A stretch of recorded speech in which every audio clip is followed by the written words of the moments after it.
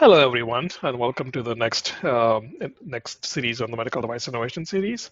Today, we're going to talk with Weronika Michaluk on accelerating device and SaMD development, how we can drive value, reduce costs, and mitigate risk. Before getting started, some housekeeping. If you need to submit a Q&A or questions for ourselves, you can use the panel on your left or right, depending on which client you use, to ask questions. I'll bring those questions up during our discussion, if appropriate, or we'll wait till the end and answer those questions. There's also some handout with overviews of Matrix Connect, formerly known as Galen Cloud, available for download in our document section, and a recording of this webinar will be provided in a follow-up email. Having said that, let's begin our webinar. Today we'll talk about, and after some introductions of our guest and ourselves, we'll talk about the connected medical device landscape. What is the future looking for connected medical devices, and what are the challenges that we need to address? Navigating regulatory and security complexities is one of those challenges, and how can we use strategic approaches to develop devices, connected devices, and SaMD applications. Never to forget that the user is the center of our design, and how we put that into our stakeholder-centered design approach. How can we optimize our costs for connected development? And then interoperability, because there's a lot of potential benefits of creating interoperable solutions. And then we'll wrap up the webinar. But let's start with introductions. So Weronika, maybe introduce yourself. Yes, thank you so much, Abbas. Thank you for having me here today. It's our second actually webinar, so it's great to be back. Always a pleasure to speak with you. So my name is Weronika. I'm a MedTech Practice Lead at HTD Health, biomedical engineer by training, have been in medical device space for more than a decade right now, and started as actually a biomedical engineer doing the fun work, soldering and engineering. I designed and built wireless ECG system, then worked as a neuroscientist in South Korea. And after that time, I also worked for Boston Scientific, big medical device organization focused on medical device software. And since 3.5 years, I've been leading MedTech practice at HTD Health. And HTD, we are software design and development organization. We are purely focused on healthcare system, on the healthcare space. We are a team of 200 people right now, and we are on a mission, as you can see, to imagine, design, and build more human-centric, accessible, and productive healthcare industry.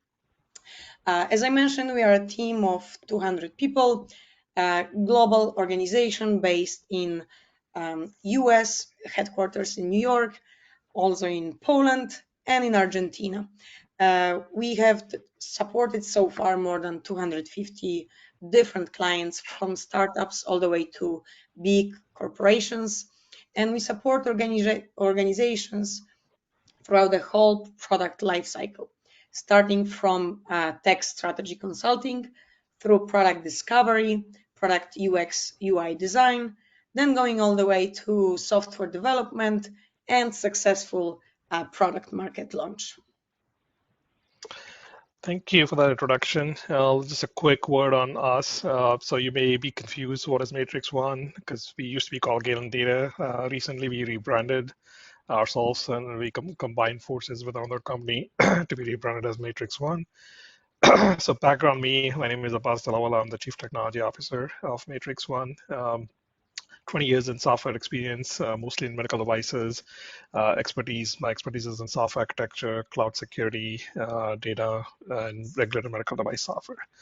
Matrix One is a global organization where we allow you to design, connect, and launch your medical device in all-in-one solution at record speed. We have about 300 plus customers, over 50 plus engineers, and 200 plus approvals of our customers through regulatory bodies. We have 3 suites. Our software suite consists of 3 products. The Matrix Requirement, which is a e-design, design control, and EQMS software. Matrix Connect, which used to be called Galen Data or Galen Cloud, is the all-in-one cloud connectivity solution, and a new product called Matrix Mind, which is a chatbot for regulatory and quality professionals about medtech industry. Matrix Connect is a purpose-built medical device platform that allows you to connect and your devices, manage your data in the systems, allow dashboards to be created, allows notifications to be sent, all done within a regulated environment. We are ISO 13485 certified and high trust certified as well. And we comply with global regulations. Our aim is to have you have a purpose-built solution available for you to connect and go to the market very quickly. Weronika, you want to talk about a little bit of Yeah, the connected medical device landscape? yeah, definitely. Thank you, Abbas. So yeah, as you can see over here, we have a comparison of the market of connected medical devices. And when you look at these numbers, you can see that now the medical device, the market size is like 70, almost 6 billion US dollars. But just in 5 years, we'll double that, which is amazing, right? So we have like 15% um, aggregated growth, uh, you know, of the market size. What does it mean? Like why? Because when you look at the landscape of connected devices, of medical devices, a couple of years ago, this market was not as big, right? Because the medical devices were mainly like hardware devices. But now most of the hardware devices are actually being connected, because it's not just creating the hardware device that works in a silos, but it's about connecting that to cloud, connecting that to software, to mobile application, like even the example that we'll mention later on, right?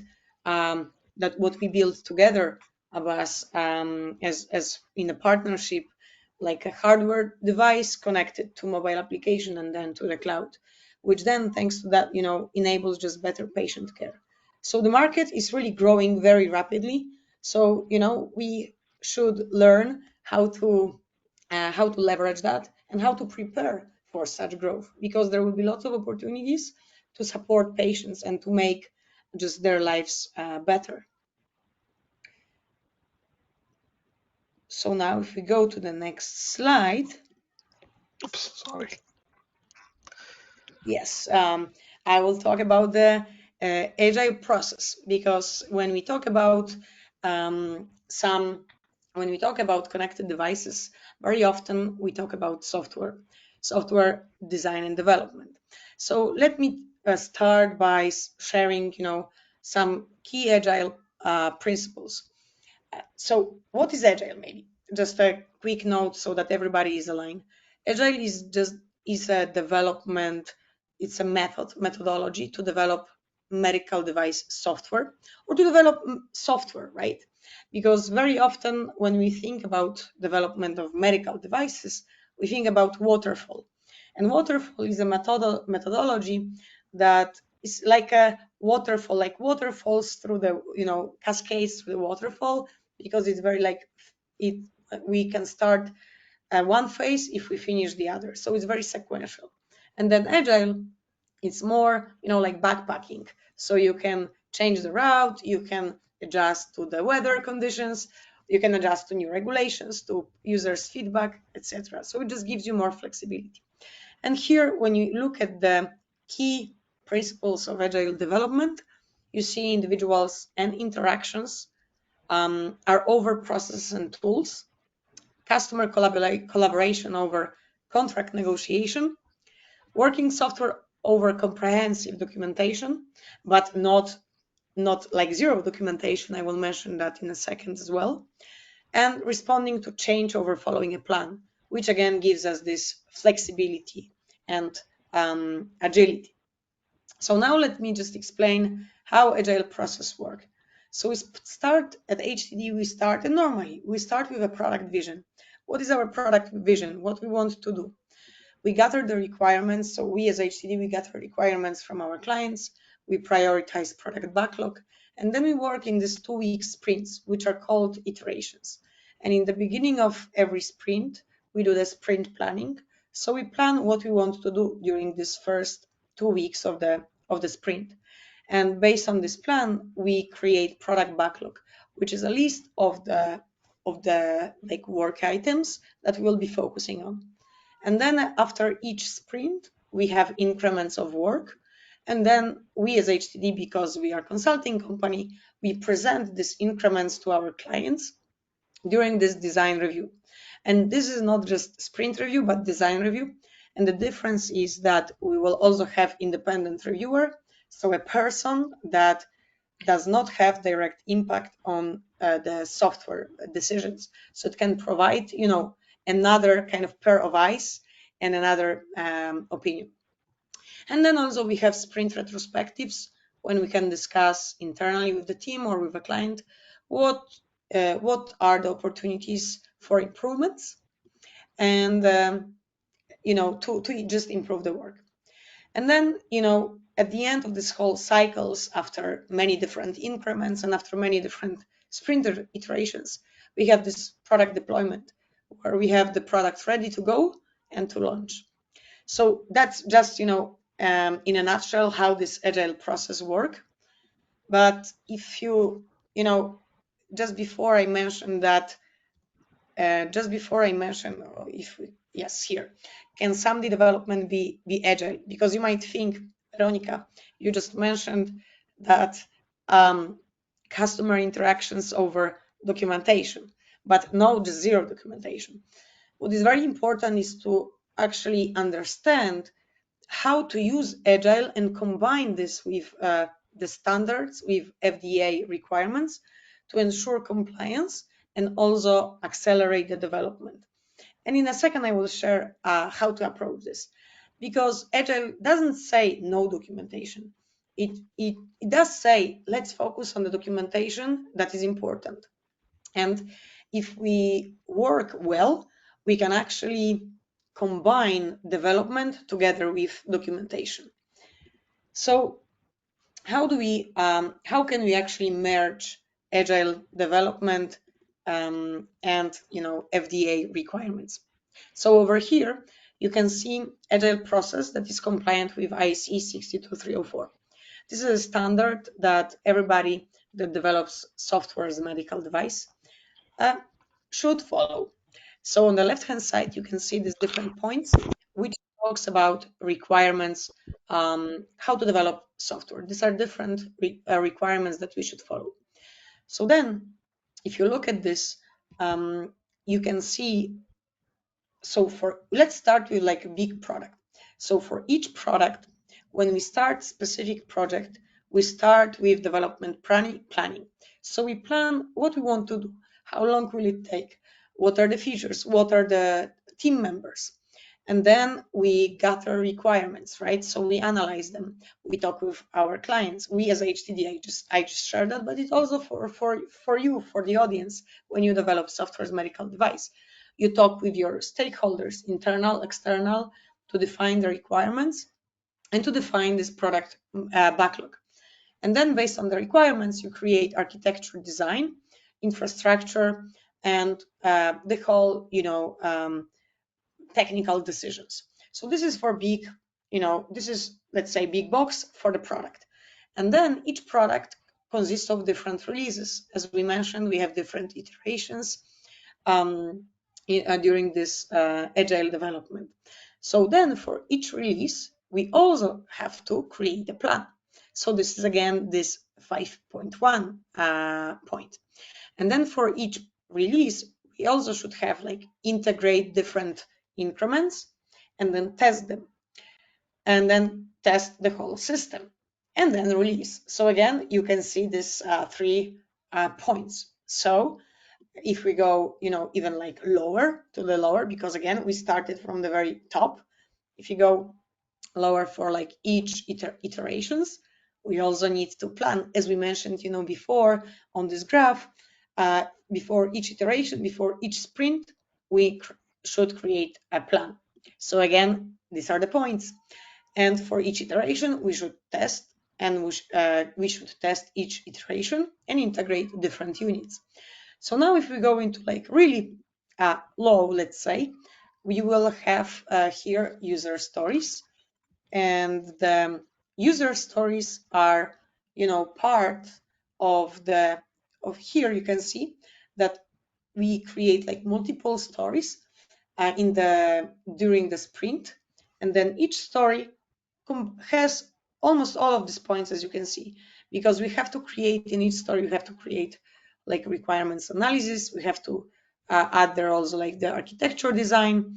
So if you look at this, and if we start working in sprints, you must create these user stories, and each user story can actually meet all of these requirements, and then you just build on top more and more, and then you can stay agile, follow the process, the agile methodology, and then stick at the same time to IC 62304. And this actually graph is very similar. It's based on the AMI TIR45, which is a guidance on the use of agile practices of the development of medical device software. So I would really recommend to all of the audience, to all of you, to take a look at that, because it's really helpful, and it can make it easier for you to understand how to build software as medical device or connected devices in agile way that is compliant with FDA regulations. Maybe if you can maybe go back one question on this process. So this is the development process, right? So 62304, obviously 62304 intersects with other processes that we need, like 14971 for risk management. So maybe if you can talk a little bit on how would one approach risk management when we are doing agile process development, because the risk can be iterated over as well. Like they can be added later on because you make a change in your architectural design, or you introduce a new requirement, or you change a behavior of your system that may change the risk. So how does risk management play into this agile process? Great question, Abbas. Actually, everything should be risk-based, right, in medical devices. So risk management should be continuous process. We start risk analysis. We do risk analysis, like kind of preliminary risk analysis, before we even start any sprint. Because before we do that, based on the risk analysis, we should create designs. Because let's just think, let's say one of the risks would be like patient will log out during the procedure, right? So then how should we mitigate the risk? Maybe we should just disable the button, right? So like very simple one. So that could be one of the risks. So then during the design and creation of the stories, we should take this risk analysis and hazard and risk mitigation into the account. Then what are the external risk factors? Like what if the Wi-Fi connection, drops, etc. So some of the risks. So you should always start risk analysis before the product development, and then continue on doing so during the development. It's not just you do it once and okay, we did it before and you are done. No, because in the agile, if you make some change, you should also, before even making the change, you should do the risk analysis. What is the risk of, like, okay, if we change specific feature to something else, are there some new risks? Maybe something will happen, so we have to always consider that. And when we do risk, so we do risk analysis throughout the development. We hold different workshops together with the team, and we actually invite different stakeholders. So it's not just like product owner and, let's say, quality lead, but they are also developers, there's product manager, they are also very often clients, because you have to have like holistic view of the whole product, because you have to take into account many different risks, because I mentioned like patient or Wi-Fi, but maybe there is some technical risk, right, that only, let's say, tech lead will know and understand. So just like, so to sum up, start from the very beginning before even starting the development and the design, then continue these workshops and risk analysis throughout the development, and also do it every time when you make any change. And I would say include different stakeholders to have different points of views. I don't know if you would add anything, Abbas, or if you are approaching A this differently. similar way, I mean, for our software also, we do something very similar. So we actually, for each story, like in this architecture, we use something very similar. So for each story, we would do a quick risk analysis, make sure that story isn't introducing new risk or modifying existing risk. But we also do like workshops every iteration, every sprint. We do a 3-week sprint instead of 2-week sprint, but we Mm-hmm. essentially do the same thing, kind of overall look at the entire risk file to make sure that we are still meeting we have the right risks, we have the right analysis, right ratings, and that we're meeting architecturally or from a requirements perspective. Although all the controls are there, that needs to be there. But similar, yeah, it is throughout the life cycle. So it's not we do upfront, obviously, especially when you do a planning of the product. Every release, because there's a lot that goes into release that affects risks, but then every story, every iteration, we do that analysis as well. Hi, thanks for that. I think it was a very comprehensive answer. Hi, so sorry if you say look as that's saying we're trying some new feature that allows us both to control the slides, and it doesn't seem to work very well. Uh, so, anyways, so let's talk about kind of cloud aspects. So, cloud, I mean, for a connected device, the cloud is no longer considered a separate thing, right? At the minimum, you have to consider cybersecurity.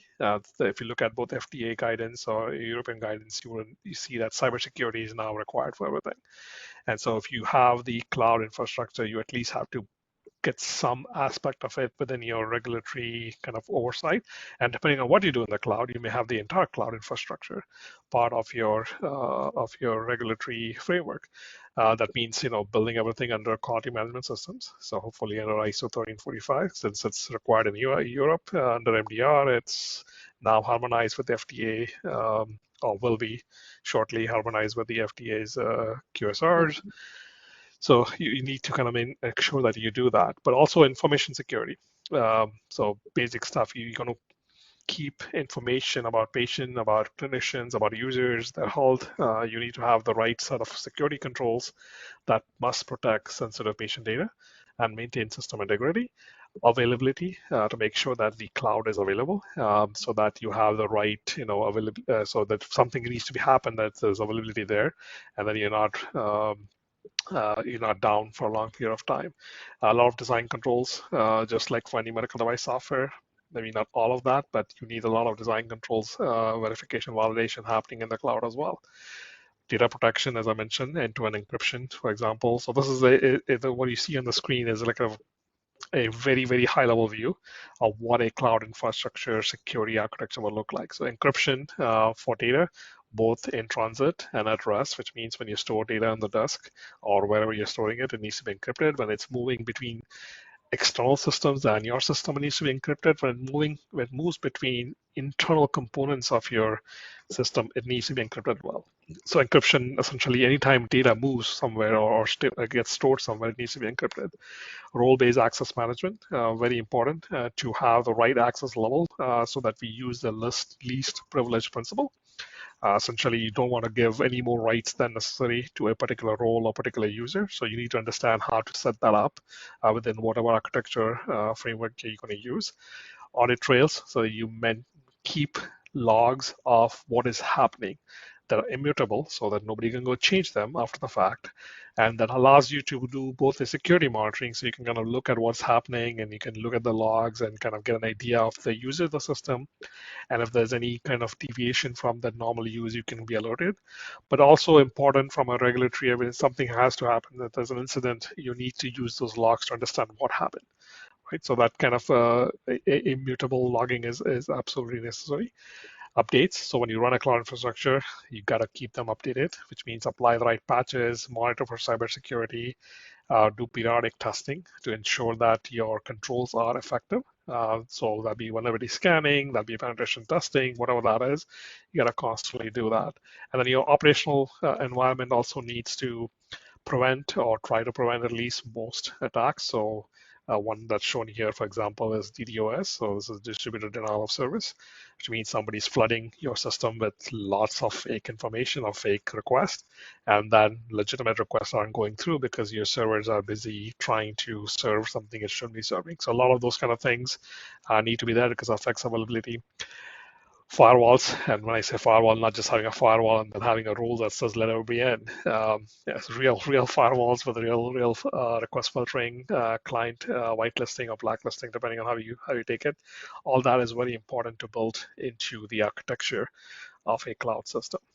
Um, there's also a lot of components of a cloud system that needs to be built. So if you think of a cloud architecture as a layered kind of system with responsibilities, so a typical structure could look like, there is a hardware aspect, right?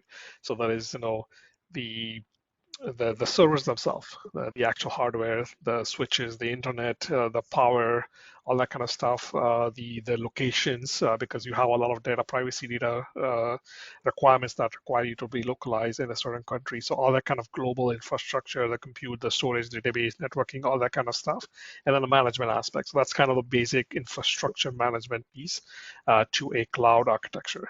There's a lot of kind of software on top of that hardware that needs to run that manages data integrity, manages encryption, manages backups, restore, those kind of things, operating systems, configuration for networks, firewalls, monitoring of cybersecurity. Again, a lot of this is both tools, services, and software.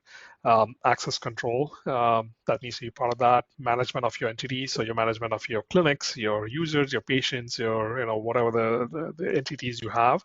Management of your devices, allowing your devices to know where they are, allowing firmware updates to happen remotely, ability to shut down a device. And when I say shut down, not shut down necessarily the device itself, but turn it off so it can no longer communicate with your system in case they were compromised, so they don't have access to the cloud backend. Providing, this data is only useful if it can be used back and given back to the right stakeholders. So providing a visualization layer, providing notifications so that people can be aware when certain things are not right, and then a ton of customization that may be needed. For example, if you have alerts on a patient population, you may want to fine tune it for a particular patient, or a different patient may have different parameters that they need to use these notifications. So all that kind of software layer is necessary as well. And obviously, on top of that, you have the actual configuration of the device itself and the use of data. So giving access to patients, giving access to clinicians, making it easy for them to navigate, understand all entire UI UX aspect of it. So all that is kind of, when you build a cloud infrastructure, you're essentially looking at all these layers. All these layers obviously have to be within design compliance, because we're not talking about just a regular cloud, we're talking about a medical device cloud. So there's a lot of design compliance and data privacy compliance that need to be attributed throughout this stack. Obviously, nobody builds everything from scratch, right? So the most simple thing is you go out and you build on top of something like AWS or any public cloud infrastructure, whether it be Azure or GCP or anything out there, and that takes care of part of the problem. So you take care of the infrastructure. You're not building, you're not owning a infrastructure, you're just renting from AWS. You're not worried about all the localization because AWS has all these data centers everywhere. But that's only part of the problem. There's a lot still to be done, right? So at any point you do product development, you essentially have a build versus buy scenario, where you build everything or you buy everything. Obviously, in the infrastructure, the general answer is, for most people, it's to buy. You never want to build what AWS build because it will take too much investment and time, and it's generally not worth it. But what about the layers above that? Do you build it? Do you buy it? And there's always, there's pros and cons of each approach. So the pros on buying is that you can get started quickly. You are not putting a lot of money up front in building everything, right? You still have to build what's essentially your secret sauce, but not everything is secret sauce. There's just a lot of infrastructure that doesn't really differentiate you from anybody else. So what do you build? If you're going to build everything, there's a lot of cost, a lot of talent needed to build it. Once you build it, you still got to operate it. You got to maintain it, right? So there's there's a lot of time and energy that needs to be designed and put into that whole process. You need to really think about all the choices. Obviously, put pitch on us a little bit. We also provide a solution that can be so, or somebody else's solution, doesn't really matter. But if you buy, you can take care of some of these aspects of your stack. Um, Also, just like AWS takes care of some of the infrastructure management, we would take care of a lot of these kind of software management. Not everything, obviously. There is the customer has to be unique, and they have to bring their own thing, which is the configuration with the way they use the data. That could be analysis of the data. That could be a specific way of processing the data. It could be AI, ML algorithms. All that kind of stuff is still the secret sauce. But a lot of the infrastructure aspect of it can be taken care of either in all or partially. And then part of what we provide is also design and pricing plans. Again, not everything. There's always customer has to do certain things, but a lot of that burden can be taken care of as well. So that's kind of whether you it doesn't really matter if you use us or not, but that's kind of what we need to build a cloud-based system. There's a lot of things that need to be in the right place, the right time, and then it's a continuous process. It's not you build and you forget. You build, you nurture, nurture, nurture, nurture till the end of your life cycle of the device. Yeah, thank you, Abbas. So, you really mentioned very important things. The cloud infrastructure, everything. It's like tons of work, and the cybersecurity and everything. It's so important, and great to have this kind of solutions that you guys developed, because it's kind of just it's done. So it just makes it easier. But also, when you developed medical device, apart from this infrastructure architecture, you also should design, create quality management system, right? Which is actually the operational foundation of the organization. And always the QMS, which is the quality management system, it's a set of procedures, right? Of in the processes, how the company works, should start with a strong leadership and like commitment and governance. Like it should start from the very top. Like the CEO, CTO, the leadership should, you know, show to the company and lead by example. So the commitment is very important, because then based on that we will go and I will try to. Yes, we are trying this new feature. We are trying this new. It's the live demo session, right? So then, based on this strong leadership commitment, we should start the comprehensive life cycle process, and I hope to show that in a second exactly, because it's very important to create the processes in the company that are easy to understand, but also are not, like just like out of the, are really aligned also with how the company works. So it's not that you just take a template, of different procedures, but you should think, how do we work at the company, and what are the requirements, and then create something that is unique to you, to make it easy uh, for the organization to adapt, because then it will be, if it won't be easy to adapt, it might be hard to comply with and follow. But when we talk about also quality management system, there is also part of this risk management and document control, which we also mentioned before, right? It's very, very important, like risk management procedures, how we also control documents.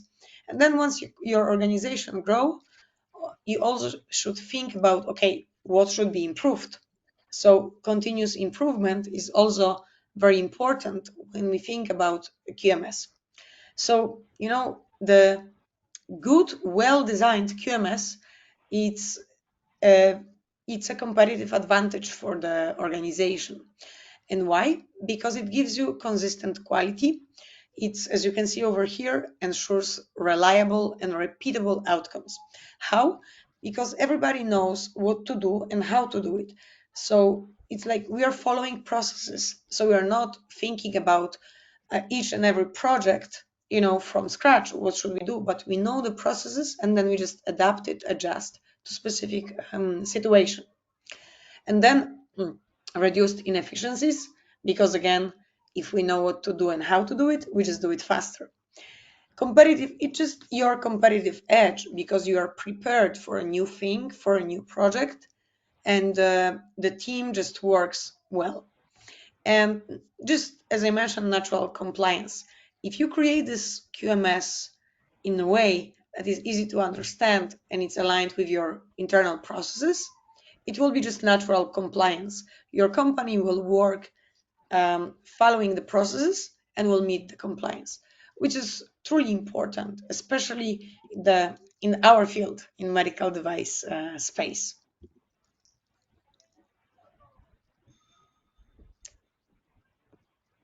You need me to switch the, let's see, here you go. Oh, did I switch too much? No. Okay.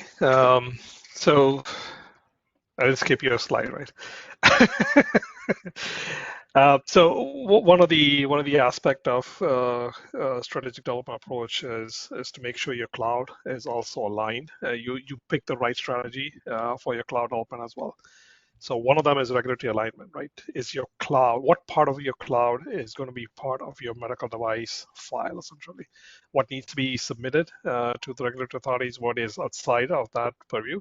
And there is some architectural choices you can make, some requirements or strategic choices you can make to ensure that the proper alignment happens. But that needs to happen upfront. You need to really have an idea upfront on what your regulatory strategy looks like. In the FDA parlance, for example, we have multiple options. We have um, a medical device data system, which is a exempt, class one exempt stuff, but it has its own key, own set of limitations. So, but if you can fit within those limitations, then it reduces your regulatory burden. There is the clinical data decision systems or decision data systems, CDDS, very similar idea as the NGDS, slightly different approach, slightly different use case, but also a lot simpler in terms of regulatory. Obviously, you can have parts of your cloud infrastructure as a medical device and other parts not. For example, if you're running an algorithm that is doing some sort of diagnostic or it's doing some kind of therapy management or guidance, that part obviously will be a medical device, but a lot of the stuff around it that doesn't need to be, right? So your portal that just presents that PDF file may not need to be part of the medical device system. So right architectural approach upfront and a better understanding of regulatory decision is going to simplify your life much easier. Modular deployments, again, don't have to build everything up front. Build what is minimally needed because there's a lot to learn and a lot to learn from both a cloud aspect, but also how the ecosystem evolves, right? What's the need? Do you need to integrate with an EHR right away? Maybe not. So again, those kind of things you can kind of modularly build out over time. So you go with the minimal stuff needed up front, and then you build out. But again, that requires an architectural approach. If you don't build it to be modular, you could buy it as modular. So upfront, you need to think about what are my modules, how can I make them work together, but how can I also make them so that they don't have to be there day one. They can be modularly built up. Geographic strategy, very important. Where are you going today? Where are you going tomorrow? And where will you be in 5 years, right? Because data privacy now is a global thing. So it's no longer just the EU that's enforcing GDPR. Pretty much every country, or in some cases like US, every state now has its own sort of data privacy, data protection requirements. And a lot of these come with residency requirement, which means the data has to be residing either primarily in that region or as a backup in that region. And so the geographic strategy is very important because cloud costs can accelerate if you don't think about upfront how are you going to manage all this. So you need to understand what you can do with data, what data can move where.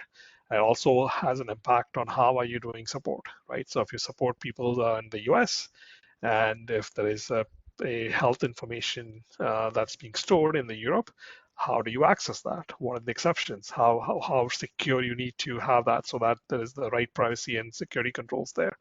So a lot of those thought process needs to be done front. Again, architectural elements help, but if you don't know that geographic strategy and you're going to, if you always, let's say in the 10 years, next 10 years, you're only going to be in the US, it's a very different strategy than, let's say, in the next 5 years you're going to be global. You have very different architectural and very different regulatory strategies as well. And then cybersecurity management, very important to upfront understand what your needs will be for cybersecurity. Cybersecurity is not something you do at the end. It's a continuous process. You got to do it in design, and you got to continue doing it in operation, because cyber risks evolve over time. They evolve even much faster than safety risks, right? So a safety risk, for example, once you have a decent safety file and you know the safety profile of your device, you go out on the market, maybe you find additional safety risks that you didn't consider. But generally, that's not as frequent. Like you will find one or two, but then they don't change over time. If there's electrical shock as a risk, that electric shock will remain as is, right? You may mitigate it, but that risk will remain. It's not a dynamic risk per se. With cyber, everything is dynamic, and it's 24/7, and it just continues. So you need a very different cybersecurity program to continuously manage this evolving threat landscape, and to effectively manage it, specifically with regulation prohibiting you from willy-nilly changing everything, right? So you cannot just push everything. Obviously, there's exceptions, and FDA, MDR all make exceptions to some certain cybersecurity specific updates, but you need to have a comprehensive program to evaluate, to assess, evaluate, and act on those in a certain way, so that your device is cyber protected. So those are things you need to think up front, and some of those strategies can help you streamline your development. So if you, for example, if you know that you can do modular development, it makes life easier. You can do this iterative approach that Weronika was talking about throughout the product lifecycle. You build the MVP, you build your parts, that ecosystem that needs to be around that you need for a full deployment, but you don't have to build everything up front. So those kind of things are important. If you get the right regular alignment, you may reduce your burden. So a lot of those upfront, you need to strategically decide which one is the right approach for you, and move forward. And Bill was by. I think we already talked about that, so I'm probably not going to mention again. Awesome. Thank you so much, Abbas. So yeah, everything is super important on what you mentioned, but also when we develop that, we should think about, our different stakeholders, right? So it's very important to put our stakeholders in the center. So again, as how we approach the development, we focus on the end user, we focus on the patient, and we focus on which is like called the stakeholder-centered design, human-centric design. And I will try to do the animation. I created the animation, but it's not working the best. Apologize. Let me try. Yeah, maybe I'll do it. There you go. Okay, perfect, Abbas. So you can just continue. Thank you. So, when we start designing something, we should think about, okay, how our users will interact with our product. But before even that, what is the whole like patient journey? So we should start with like creating the user flows that will demonstrate user experiences and these technical requirements. And then the next thing would be realistic prototype. So based on these user flows, we can create realistic prototype, which is like high fidelity wireframes, which we can show to the user and test them, because thanks to this, we will map out high-level product elements on each screens so that the user will be able to understand, or different stakeholders, right, will be able to understand how do we envision specific product. And then after this high fidelity wireframes, the last thing will be this, UX and UI design. So when we start with these user flows, from user flows through the wireframes, we go into this visual designs that we can also we should actually test them with users. And how should we do this? There are different like approaches, but what we do, because we work in agile, so it gives us the flexibility. After a couple of iterations, we do the user testing. So we show these prototypes to a user and we ask them different questions. And it really helps because sometimes users, like real patients or physicians, they bring on like such different perspectives and like thoughts that really can help to then create the end product that will be useful and safe. So if we go to the next slide, then I will just show if our audience would like to learn more about how to influence patients' health behaviors, I would like to invite you to come to some of our like insights, because our team also wrote a very interesting article about this topic. Because when we design a product, we should think as our end user. We should think, kind of put ourselves in the shoes of a patient, because each product is different. Like a patient, let's say with a tremor, will have different needs than patient with a heart arrhythmia, right? So it's very important to understand the end user before the designing the product. And then if you go to the next slide, we'll talk about cost optimization, I believe, Abbas. Sure. So cost optimization, specifically in a connected device, a lot of your cost, well, there's a cost in device manufacture, no doubt about that. Those are generally fixed cost. Once you know the bill of material, you pretty much know your cost, minus whatever um, uh, changes happen to cost in general, but you sort of know your cost. But there is the other aspect of cost, which is the cloud cost, which are very dynamic. Most cloud infrastructure companies like Amazon or Google Cloud or anything like that are generally usage based, which is good when you're starting slow. But if you don't pay attention to that, the cost can balloon. There's a joke that says how a millionaire lost all his money, and he said, "I left my AWS server on for a while." So it can hit you if you don't. I mean, it requires thoughtful architectural and kind of operational governance. Otherwise, you have a very quick cost escalation. So you have to think about strategic infrastructure design upfront that align with your usage pattern, right? So if your usage pattern is more of a batch usage, there's a separate set of architectural patterns you can apply to kind of optimize your cost. If it's a continuous usage, there's a different sort of architectural elements you can do. So your usage patterns are important to reflect and do it. Proper architecturing that allows to kind of maximize the workload or maximize the compute or the network or the bandwidth resources you have without adding additional capacity is important. So again, when you build for cloud, you have to build for infrastructure efficiency. You have to try to use configurability as a strategic leverage, which means that you don't need everything day one. So configure it in a way that is again can build what you need, but when you deploy, you configure it so that it is the right appropriate deployment model for that particular use case, which may change over time. So you can change these configuration and apply. You kind of use the same set of software in different ways as much as you can with the configuration sort of changes. But it's important to kind of back to that modular architecture, right? So something very similar. So you can use configurability to change the behavior of your system to properly adapt to the end user's need. For example, again, I go back to that alert, patient-specific alert. So that's a very simple configuration thing you can add upfront, so that you're not necessarily creating more work or having to deploy multiple systems that use different built-in configuration. You should expose those configuration to either system level configuration or a user level configuration, so you can have the same software kind of behave differently or limitedly differently between each systems, between each use cases.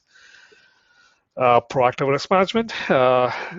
Weronika talked about how to do risk management overall within, and again, we use 14971 as a good example. So it's a relatively straightforward process on how you do. Essentially, it's a continuous risk management, but you need to do that also in your cloud architecture and cloud operational aspect, which means that your investment in the cloud needs to be protected. You do that by making sure that you are putting in the right mitigation strategies.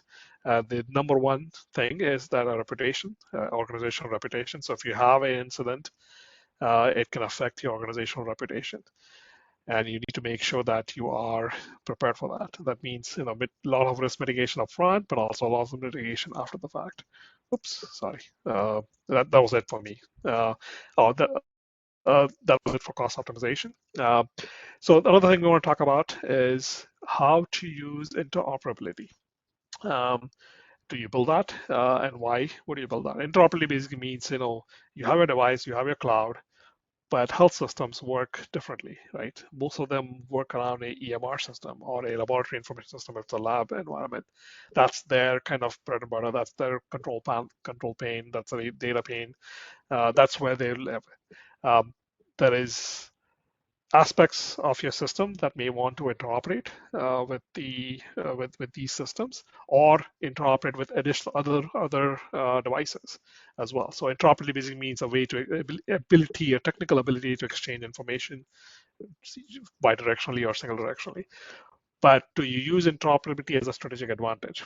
There are some places where you can do that. For example, you can have expanded reimbursement scenario. So when devices integrated with care delivery workflows, for example, you can reduce some administrative burden, and that may become attractive to the health system.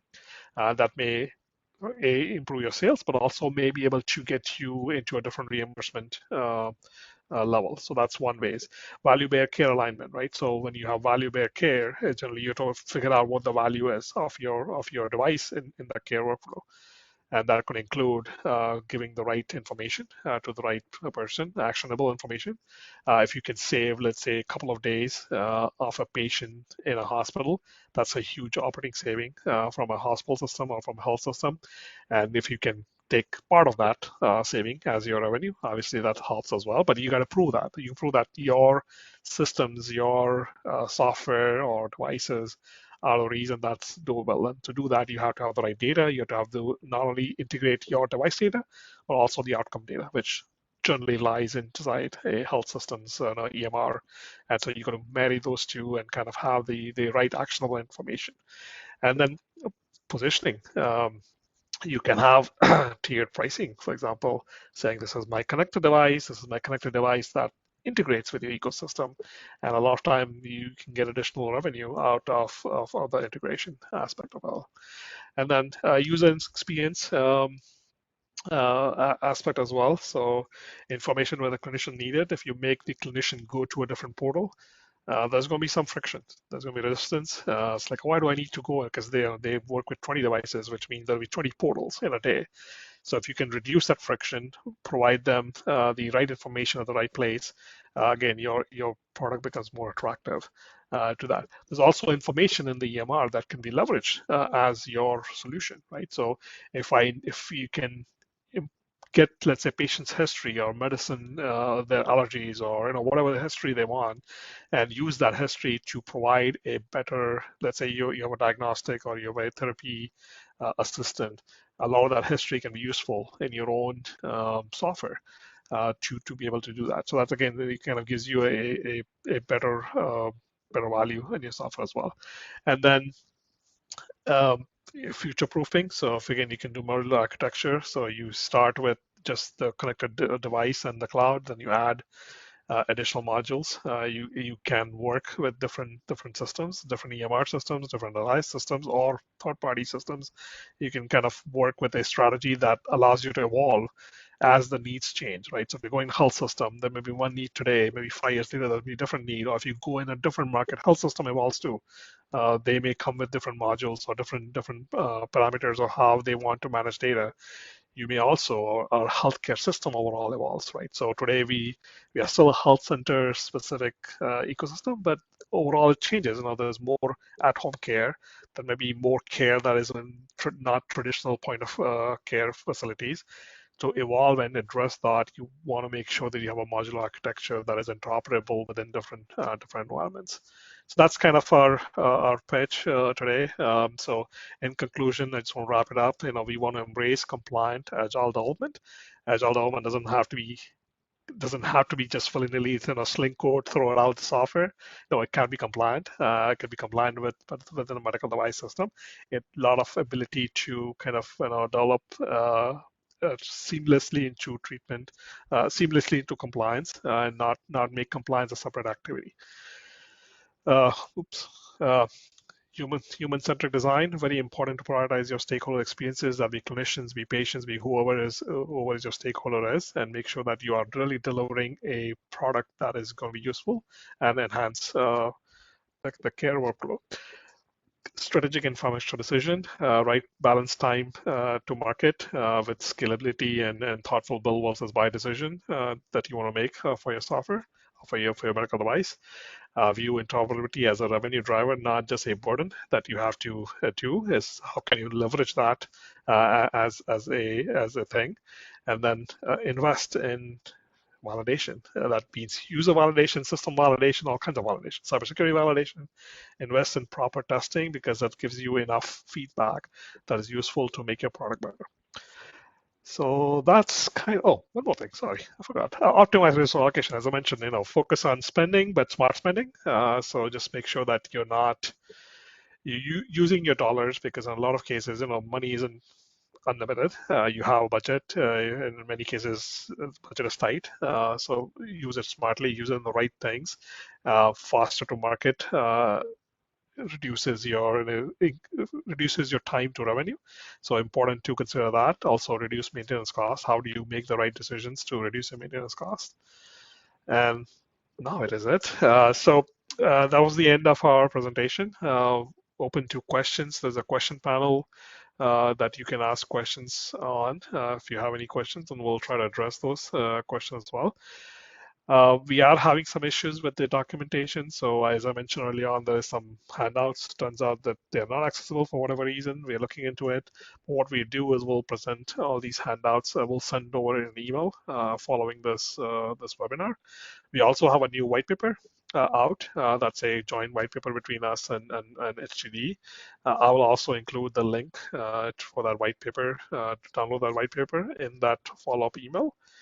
So look for that. It actually goes in more detail, kind of what we just talked through in terms of accelerating your medical device or SaMD development. So I see some questions already coming in. So let's again, we have about 3-ish minutes, so we won't have a lot of questions that we can address, but let's see. Okay, so one question came, in terms of cybersecurity, what's the one decision you recommend getting right from day one? One decision is hard. There's a lot of decisions. I would say that the thought process, like just like we do quality, is something that we do throughout. It's a cultural thing. Like everybody embraces quality and they think about quality as they build the product. I think cybersecurity is something very similar. It's a cultural thing, and if there's one decision is to make sure cybersecurity is embedded in your culture. Like people are thinking about cybersecurity and throughout, not just when doing product development, but just an organizational structure. Because a lot of cybersecurity incidents happen because of not that your system is bad, it's just because a user clicked the wrong link or downloaded the wrong software or plugged in the USB that they shouldn't be doing. So a lot of simple human mistakes is generally how most attacks start. There are sophisticated attacks, don't get me wrong, but large amount of attacks are not sophisticated. They are really just user errors. And so cybersecurity is a cultural thing. So there's one thing I would say that's kind of what we have. Let's see, we have time for a couple more. Maybe Weronika, you can handle this. You mentioned compliant agile development. How do you balance rapid iteration with need for traceability and documentation? Oh yeah, so for the traceability and documentation, so we have different, like we at HTD we created like a compliant agile process internally. So we have a team of developers that work hand to hand, hand in hand with our quality lead, quality and regulatory lead.